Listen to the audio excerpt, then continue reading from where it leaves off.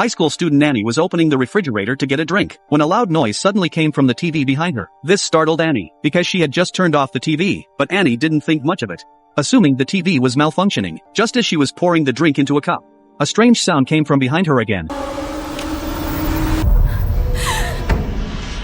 The next morning, when her mother found Anne, she had been brutally murdered inside the wardrobe. Several days later, Anne's Aunt Lisa was conducting a student interview. It turned out that recently, a cursed videotape had been circulating among high school students. Legend had it that anyone who watched this tape would receive a strange phone call. Within 7 days, they would die without fail. 2 students had already perished this way. To verify the rumor's authenticity, Lisa rushed back to the newsroom to investigate. Sure enough, she discovered a couple had died in a car accident. Their deaths bore signs of terror, as if they'd encountered something horrific. Yet police found no evidence at the scene, though Lisa noticed the couple and her niece had died mysteriously on the same day.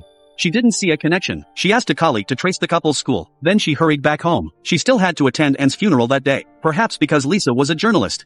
Relatives pulled her aside as soon as she entered, whispering that Anne's death was suspicious, rumored to have been scared to death. At that moment, the psychic boy suddenly saw Anne's apparition at the staircase. Having often played together, the boy felt no fear. Instead, he followed the boy to Anne's bedroom. There, he stood frozen, staring straight at the television. Lisa rushed over to remind her son that entering someone's room without permission was rude. But just as they stepped out, she received a call from her colleague. He had identified the couple's school. They were Anne's alumni. Same time of death. Same bizarre circumstances.